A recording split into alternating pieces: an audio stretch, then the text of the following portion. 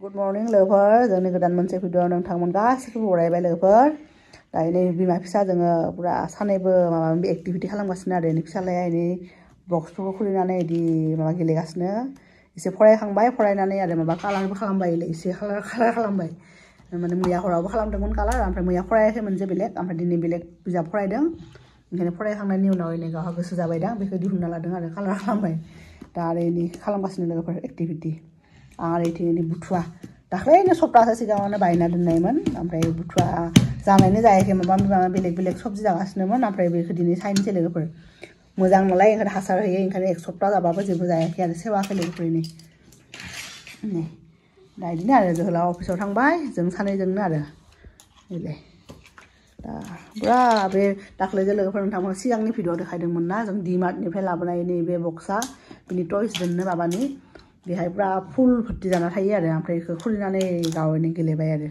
गेलेथों गेलेबासो एसे बेस्थ' जाना थायोना दिनै स्कुलबो गैया दिनै सेटारडे नालाय स्कुल गैया आरो दिनै इसरा अलरेडि उइन्टार भेकेसन जोब्बाय लोगोफोर खुलिबायनो इसरा स्कुला दिनै सेटारडेखाय बन्द आरो सेटारडे सानडे इसरा स्कुल थायाना आयौ मा खालामदों बाबा जिरायदों कार दङ अ साखा दङ ड्राइभार गैया जेबो नङा बाबा नोंनो ड्राइभार जा दे नों सलाय ड्राइभ करो अ बिदि नङा बे बायगोन बिदि खालामा बे प्लास्टिकनिसो बाबा बे आसलि गारि नङाना बियो बाबा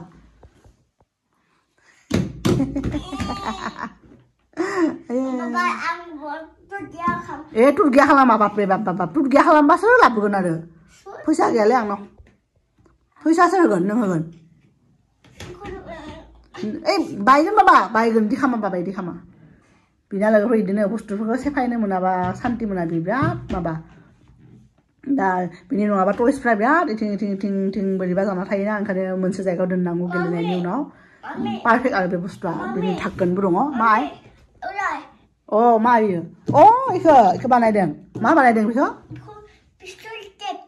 पिस्तल मा पिस्तल टेकहाय अ इदि खामो अ टेक टेक टेक दे दे बे पिस्तल बानायदोंनो लोगोफोरलाय फिसालानि पिस्तल बानायनायलाय लोगोफोर आं ओंखाम संबाय थादों आरो फिसालाया गेलेगासिनो एबार न' सिंनिफ्राय बाहेरायाव थांबाय आं बै माबाखौ मैगंखौबो सायबाय माबाखौ बुथुवाखौ सायनानै दा एसे दैयाव सोमना दोनदों आरो दिनै जाया लोगोफोर ओमफ्राय नङाबा आरो बिदि बारा रानलांबाथाय आरो सायनो खस्थ' जायोना ओंखायनो सायनानै दैयाव सोमना दोनबाय जाहाथे बालाफ्रा ओंखारलाङो आरो दा आं ओंखाम संगासिनो लोगोफोर आं मा संदों नोंथांमोनखौ एसे माने देखायनो आरो लोगोफोर गैला लोगोफोर बिथिं आं संदों राजमा एसे दंमोन गोबाव जाबाय आरो राजमा जायैया ओंखायनो आरो माने मा होनो फोजोबनोसै होननानै एसे खानायखौ संबाय राजमा ओमफ्राय आलु दरसे होदों ओमफ्राय टमेट' लोगोफोरनो दै एसे बारा होफ्लांबाय रुनाय टाइमावनो होदोंमोन नालाय दैया ओंखायनो बि एक्सट्राफोर दै होखायाखै रुनाय टाइमाव होदोंमोन आं दा रानथों बे मोनायावबो जाजागोन आरो दा सानैल'सो बाबायाथ' बारा जाखाया आंबो एसां बारा जाया बाट संनांगौखाय संबाय आरो राजमाखौ आरो लोगोफोर बिथिं दङ जों मैया हराव माने मा होनो बेहाय टिबेटान गंसे रेस्टुरेन्ट दङ आरो चन्डीगढ़ सेक्टर 8आव ओमफ्राय जों कालसां बेहाय जानो थांदोंमोन लोगोफोर जानो थांनानै जों करियान माबा माबि जाबाय बिराद गोथावमोन आरो बाट लोगोफोर बेबो गोथाव बे जाबाय अमानि रिब्समोन आरो लोगोफोर बियो बिराद गोथावमोन गिदिर गिदिर सार माने 4 पिस होदों ओमफ्राय जोङो 2 पिस जानो हाबाय ओमफ्राय 2 पिस जानो हायाखै बेखौ न'आव पेक खालामना लाबोदों आरो लोगोफोर बे जाबाय एकदम बारा मोजां नङा बेखौबो जोङो गोथाव जागोन होननानै चिकेन ललिपप अर्डार होबाय ओमफ्राय 1 पिसबो जानो हायाखै लोगोफोर 1 पिस बिदि सेफायनानै एसे जानानै दोनबाय आरो बारा गोथाव नङामोन आरो गारनोबो हायाना ओंखायनो आरो दिनै आरो बासि जाबा गोथाव जागोन होननानै लोगोफोर न'आव लाबोदों आरो फिसालाया बिनिनो फुङावनो एकदम ब्रेकफास्ट जादों लोगोफोर 2 पिस जाबाय 2 पिस खारन बेहाय 7 पिस मोनदोंमोन 7 पिसनि जोङो मैया 1 पिस जाबाय रेस्टुरेन्टआव ओमफ्राय बाखि 6 पिस लाबोदोंमोन आरो 6 पिसनि माबाया 2 पिस फुङाव जाबाय ओमफ्राय दा बेखिनि दङ लोगोफोर दा बेखौ जाया बेखौ हराव दोनगोन फ्रिजाव दोनदोंमोन दासो दिहुनदों आरो नोंथांमोनखौ देखायनो बेखौ टमेट'जों बिदि फिसा फिसायै दिहुननानै बेफोरखौ बेदरखौ दिहुननानै आरो टमेट'जों बानायनोसै आरो लोगोफोर बेनो आरो लोगोफोर आंना नैबे आसारा माबा जादोंहाय मा होनो नै गुफुर माबा जादों सान्दुं बारा मोनाखैना माने बानायनायनिफ्रायनो एकदम खुवानिफोर गोलैगासिनो ना ओंखायनो बिदि जादों आरो दा बे एसे भिनेगार दंना लोगोफोर बे भिनेगारखौ होना होनोसै आरो जोहोलावखौ खोन्थादोंमोन दिनै फुङाव बिदि जादों नोंना आसारा बिदि होननानै ओमफ्राय भिनेगार होदों आरो होनानै एसे सोमावनानै सान्दुंबो फैयाखै लोगोफोर बाहाय नेगासिनो फैयो थाङो बिदि जाना दङ सान्दुङा दा बेखौ होना दोनसै आरो बे आसाराव ओंख्रियाबो मोनबाय थाथों आरो फिसालाया बहा दङ नोंथांमोनखौ देखायनोसै लोगोफोर र' देखायाखै नोंखौ देखायाखै लोगोफोर फिसालाया बेखौ देखायदों होननानै जि इदिहाय इदि खालामगासिनो जि गुड बयनि फिसालाया गुड मर्निं गुड मर्निं होनदों लोगोफोराव देखायगोन र' दा लोगोफोर फिसालाया बाहेरायाव बहा गेलेगासिनो बेखौ देखायनोसै थ'बाथ' देखायगोन थ' माबायदि गेलेगोन देखायनोसै र' नोंथांमोनखौ देखायनो होदों बियो ओइलाय लोगोफोरा गेलेदों बहा गेलेदों बाबा नोङो सक्सआव मा सोदों मिट्टी सोदों मिट्टी सोदों बेहाय देखायगोन दे देखायनोलै लोगोफोर नायलाय आं बेहाय जैनो सामब्राम गोजा ओमफ्राय उनाव सामब्राम गुफुर गायना होदोंमोन बेखौनो नायलाय मा बायबाय बिबाय एल'भेराया बायबाय जेबो नङा बिदिनो बायो एबा बिफाया लोगोफोर बेहाय टमेट'नि माबा बेगर सारना होदोंमोन नायलाय मा खालामबाय बिफाया जोंना बोरमा गैयाबाबो बेनो बोरमा दे देखाय दे देखायबाय दे लोगोफोर फिसालाय गुड मर्निं गुड मर्निं आं ओंखाम संदों आं केमेरा हमदों आं भिडिअ खालामदों बाबुनि लोगोफोर बिदिनो आरो फिसालाय गेलेगासिनो आरो नै नायलाय सान्दुङानो गैया आं जिबो लामनांगौ ओइलाय 1 मिनिट सान्दुं फैयो ओमफ्राय लोगो खोबो आरो बिदि जोंना वेदारा दा ओमफ्राय आसामावथ' थान्दायानो गैयानो लोगोफोर मागोआवबो थान्दा गैयानो मागो बायनानैबो दा थान्दा गैयानो आगैया खोन्थादों आरो न'आव फन हरबा खोन्थायो आरो थान्दा गैया बेहाय बिदि होननानै लोगोफोर बेहा थान्दाया दङ आरो बेहायथ' थान्दायानो बारा ओंखायनो जोंना बाबामोननि स्कुलाबो बिसिना दा उइन्टार भेकेसन जोबनायनि उनाव लोगोफोर बिसिना स्कुला 10टानिफ्रायसो जायो आरो दाना आं 10टायाव दोननो थाङो ओमफ्राय आरो 1टायाव लायनो थाङो आरो मामि गुसु गाबदों बहा स्कुलाव गाबदों बिदिसो बुन खालामगोनथ' आरो बुस्थु खालामबाय बेखौ मा खालामखायो नोङो हाखौ मानो बिदि खालामबाय कार्पेटाव आरो लोगोफोर नोंथांमोनखौ आंनि गलाब बिबारखौ देखायनो दे इलाय दाख्लै जों लाबोदोंमोन ना नार्सारिनिफ्रायनो नाय जि मोजां बारबाय बे बारसेयाथ' अलरेडि बारखांबाय बारनानै कालाराबो एसे मोलेले जाबाय हामा इसोरसो बि इसोर दे बा मा बेव हादिस दिस बाबा रोज टुट गैया खालामा हामा इसोर फुट मोजाया बापरे जायोनो माबा बिबारखौबो जायो नामा सोरबा होद जाया नायला कत मोजाङैलै बे बारसे लोगोफोर दा नै बारदों आरो नैबे बारसे हामा माबायदि मानसि नायलाय लोगोफोर बिदि बेदरखौ बिदि फिसा बिदि माबाफोरखौ दिहुनबाय जि हायो आरो बाखिफोरखौ सैमानो होनसै आं दाना सानफ्रोमबो सैमानो आदार होयो लोगोफोर जों बेदर जाबाथाय बेदरजों थाबाथाय आरो हादाफोरबो जायोना बेखौ मोनजाया बेस्रा बेहाय मानसिफ्रा बांसिनसो भेज नालाय अनलि गोरान रुटि जायानो आरो ओमफ्राय नै बेखौ होनसै मैयाबो आं माबा गाइखेरजों होदोंमोन बेखौ जायाखै दाख्लै होनायखौ जाबाय फिनिस खालामबाय ओंखायनो बेखौ होबाथाय जागोनदां बब'नो होदों जागोन फै नोंनिबो दङना फै बेहाय होना दोनबाय आरो लोगोफोर सैमाफ्रा फैनानै जाफैयो फै लोगोफोर एकदम बेक टु दा ब्लग जोङो फिसालाजों आंजों माने न'आवनो भिडिअ बानायबाय थादोंमोन ना नोंथांमोना नुदोंनो दा लोगोफोर माने जोहोलावा दिनै सेटारडेखाय खारेन माबा मोनसे प्लेन खालामबाय लोगोफोर दा जों बिदिनो आरो गोजां बोथोरनि एकदम हाखा दावरा ओंखारनानै दा थांगासिनो आरो लोगोफोर जोंनि डेस्टिनेसन फारसे आरो ओमफ्राय फिसालायनो एकदम बोरैबा गाबनानै बोरैबा जाना फैदों मानसिया उन्दुना दंमोन नालाय रागा जोंदों ओमफ्राय जोहोलावा बहा लाङो लोगोफोर जोंखौ माने बेखौनो खोन्थानो हागोन आरो बिथ' डाइरेक्ट खालामगासिनो थेवबाबो बुंनो हायो दाना एसे एक्सपार्ट जाबायना सालायनायाव बेथिं दङ जोंना बिथाङा साडेन ट्रिप प्लेन खालामनाया बहाबा लाङो दा अफिसनि कलिगफोरजों थांगोन होनबाय थायो आरो जोंहा थांनाय जायाखैमोन बेनिफ्राय दिनै सेटारडे नालाय बारा खामानि थाया ओमफ्राय फट करे जोंहा थांगोन होननानै ओंखारबाय आरो दा दोङो खाथियावनो मोनसे हिल स्टेसन दोङो मर्नि हिल्स होननानै हारियाना गोलैयो आरो बे हारियानायाव चन्डीगढ़ बर्डाराव हारियाना आरो हिमाचल बर्डाराव गोलैयो आरो बिदि बेबो हिल स्टेसनानो बेयावनो थांबाय थादों आरो दा बारा गोजान नङा 60-70 किल'मिटार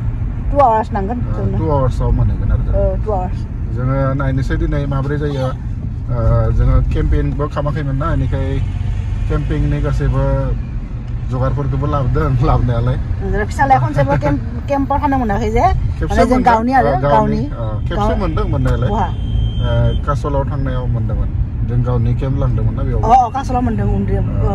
2023 आव बावदोंसो सरि 2023 लाबोबाय आरो ओरैनो दङ होननानै जुदि चान्स मोनो होमबा जोङो गावनि टेन्टआवनो थागोन आरो दा लोगोफोर नोंथांमोनखौ जों देखायगोन जों माने माबायदि बेनि सिगांनि भिडिअआव जायफोरा लोगोफोर थांदोंमोन ना अफिसनि कलिग आरो फेमिलि बिसोरजोंनो थांगोन आरो जरासे फेमिलिया गैया जेराव बेहाय आरो जरासेया दङ बिसोरनि फेमिलि हौवा हिन्जाव ओमफ्राय सासे आरो सिंगोल कलिग जोहोलावनि जोंनाव फैबाय थायो बियो दा थांगोन आरो इसोरजोंनो लोगोफोर दा बेनो आरो जोंना दिनैनि माने न'आव थानाय भिडिअजों दा थांदों आं साडेन ट्रिपखौ नोंथांमोनखौ खोन्थाबाय आरो जोङो लोगोफोर जों बे जायगायावनो फैदों आरो मैया हराव मोनफैदों हरसे थाबाय दा फुङाव बिदि आरो खाथियावनो लेक दङ दा बेहाय बुटिं खालामनोसै आरो नै बाबा मोना लोगोफोरा बुटिं खालामनो थांगासिनो आंबो थांनोसै इथिं दङ लेक फिसा मोनसे लेक दङ आरो टिक्कर ताल होनो आरो नै दा दिनै उइकेन्ड ना सानडे मानसिफ्रा दा फैगोन आरो दा बारा टाइम जायाखैना 10टाल' जादों ओंखायनो दा जों बुटिं खालामहैनोसै लोगोफोर नै जायगाया समायना आरो बिदि हाजो दङ बिदि हाजो बे हारियानायाव गोलैयो हारियाना गभर्नमेन्टनि आरो जों बेदि कटेजाव दङ आरो बेहाय बिदि पिसफुल आरो जायगाया बे शान्त मानसि गैया नालाय बारा पपुलेसन गैया एकदम हाजो सायाव ओंखायनो आरो लोगोफोर बटिं खालामहैनोसै आरो फार्स्ट जोङो गारि बायनायनि 1 सप्ताहनि उनाव फैदोंमोन आरो जोहोलाव हाजोआव प्रेक्टिस जागोन होननानै जों थानाय जायगानिफ्राय 2 आवार्स लायो नालाय ओमफ्राय बिदिनो लोगोफोरा मैया फैगोन होननायखाय जोंबो फैफाबाय आरो माने अफिसनि लोगोफोरजों फेमिलि दङ जरासे बिदि आरो दा लोगोफोर बुटिं खालामहैनोसै आरो एक्सपिरियेन्स एसे माइन्डआ फ्रेस जायो नालाय बुटिं खालामबा ओंखायनो आरो लोगोफोर गाखोहैनोसै जोङो ओरैबायदि हा दा बुटिं खालामगोन ने बाबा थाङा ओइ नै चलो लाइफ जेकेट गानसै थ' बे आखायाव हाँ चलो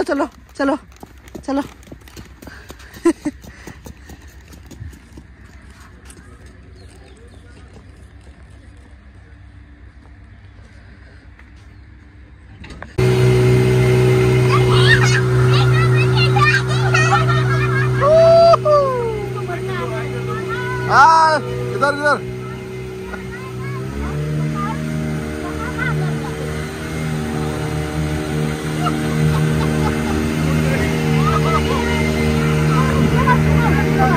कुछ नहीं हुआ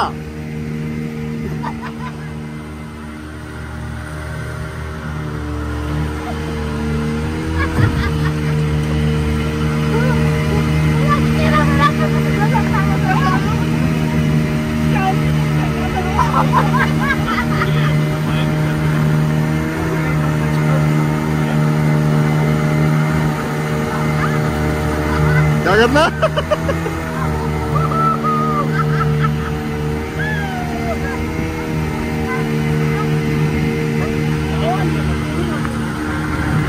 जों थानाय रिजर्टआ बेनो आरो माबा टिक्कर ताल रिजर्ट हारियाना गभर्नमेन्टनि आरो बिदिबो बिदि दङ बिदि खालामग्रा ओमफ्राय इथिं दङ बिदि बेफोर थाग्रा ओमफ्राय रेस्टुरेन्टबो दङ गावसोरनिनो रेस्टुरेन्ट आरो लोगोफोर कटेजावनो रेस्टुरेन्टबो दङ ओमफ्राय बिदि थाग्रा कटेज बिदि आरो एरियाया बिदि मोजां लोगोफोर बिदि सानसे फैनानै मोजां क्वालिटि टाइम स्पेन्ड खालामनो हायो आरो दा इथिं ट्रेन 100 रुपिस लायो बाबाखै कलिगनि बे वाइफजों जिरायनो होदों आरो लास्ट टाइम आं गाखोदोंना इथिं एटिपि दङ ओमफ्राय इथिंसो जाम खालामो ना गथ'फ्रा ओरैलाय गाखोबाय मालाय थांबाय ट्रेनाव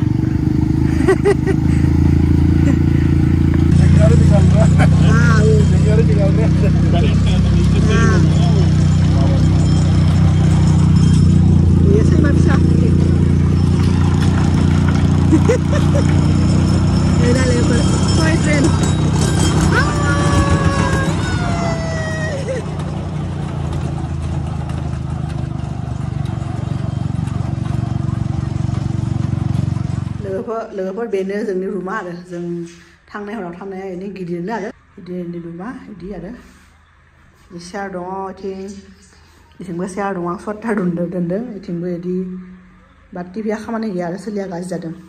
ओमफ्राय लोगोफोर जोंनि रुमनिफ्राय नजाराखौ देखायनि र' लेकखौ इथिंनिफ्राय नुयो आरो नैबे मोनसे फिसा बेलकनि बिदि जिरायनो हायो बिदि ओमफ्राय बेनो आरो लेकआ जों दहाय बटिं खालामदोंमोन ना बेनो आरो लेक टिक्कर ताल दा मानसिफ्रा फैदों आरो लोगोफोर दिनै सानडे ना ओंखायनो जों आरो दा थांनो सम जाबाय जोंना जों थांनोसै थांनानै जों बिदि सानडेग्रावनो बहाबा माने जमानो आरो लान्च खालामगोन आरो दा बेहाय ब्रेकफास्ट खालामबाय पाराथा जाबाय समायना लोगोफोर जायगाया बिदिनो आरो गरम बोथोराव एसे खस्थ' जायो बिराद सान्दुं थिंथिङा जों लास्ट टाइम फैनायाव अक्ट'बराव फैदोंमोन ना बेहाय एकदम बिराद सान्दुंमोन आरो बेहाय दा गोजां बोथोरखाय एसे मोजां आरो इनि मेरिगल्ड गेन्दे बिबार ओइथिंबो दङ मोजां समायना बिबार ओइथिं जुस कर्नार बेनो ओइथिं आरो इदि समायना लोगोफोर जायगायालाय बेनो आरो बेनोमोन आरो जायगाया समायना आरो जों माने सानसे फैनानै माने जायफोर खाथि नालाय चन्डीगढ़निफ्राय माने खालि हाजोखायल' एसे टाइम लायो आरो एसे हाजोबाथाय बारा फास्ट फैनो हायाना चन्डीगढ़निफ्राय बेसेबांसो जागोनथाय माने 50-60 किल'मिटारसो जागोन आरो बायदि प्लेन सिदा लामाबाथ' बारा टाइम नाङा बाट हाजोना खेंख्रा खेंख्रि लामा ओंखायनो एसे स्ल' फैनांगौ आरो ओंखायनो 2 आवार्स लायो आरो इदि लोगोफोर दा जों हरसे थाबाय लोगोफोरजोंबो मोनसे माने मोजाङैनो क्वालिटि टाइम स्पेन्ड खालामबाय इसोर सानफ्रोमबो आरो एकदम खामानि मावनायना अफिसाव ओमफ्राय स्ट्रेस जायोना ओंखायनो स्ट्रेसबो रिलिफ खालामनांगौ लोगोफोर फेमिलिफोरजों फैबाय ओंखायनो स्पेन्ड खालामबाय आरो दा जोङो थांसिगोन आरो लोगोफोर बेनो आरो बिदि आरो दा लोगोफोर बेनोमोन आरो जोंनि मैयानि भिडिअ जों दिनै जों बिदिनो एसे जमा खालामनो होबाय माने आरो भिडिअखौ बेहायनो फोजोबनोसै आरो लोगोफोर आरो रान्स खालामबाय थानायफोरखौ देखायबाय थाला मानो होनबा एसे लोगोफोरजों खालामनोबो एसे बोरैबा मोनो नालाय इसोरबो एसे आनकमफर्टेबल जायो ओंखायनो आरो लोगोफोर दा जोंनि दिनैनि भिडिअखौबो बेहायनो फोजोबनोसै नोंथांमोनखौ लोगो मोनगोन जोंनि नेक्स्ट भिडिअ आरो लोगोफोर अब्लासिम बाय बाय